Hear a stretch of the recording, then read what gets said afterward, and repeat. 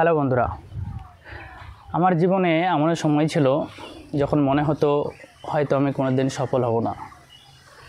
চাকরি পাওয়ার জন্য একটার পর একটা ইন্টারভিউ দিচ্ছিলাম, কিন্তু প্রতিবারই রিজেকশন।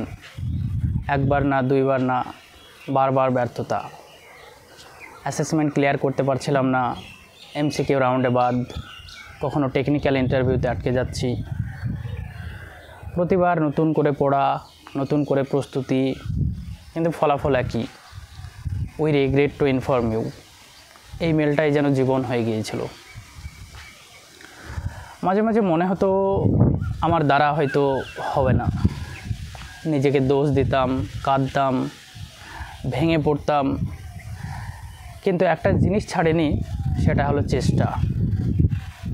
আমি জানতাম আমার স্কিল আছে, শুধু দরকার ছিল আরও শিখে নেওয়ার, আরও গভীরভাবে বোঝার।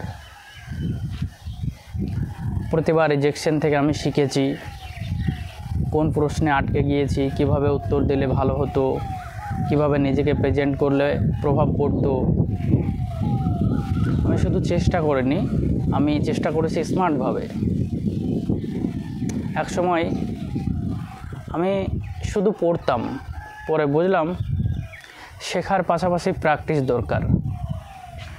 Mock interview, code practice, real time projects, এইসব কিছু শুরু করলাম।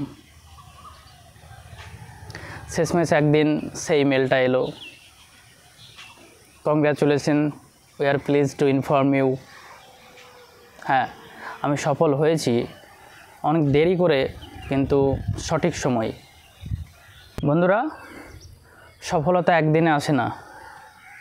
বারবার পড়ে গিয়ে আবার উঠে দাঁড়ানোর নামই সফলতা।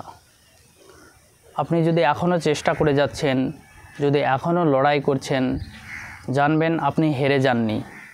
আপনার সময় আসবে, শুধু হাল ছাড়বেন না।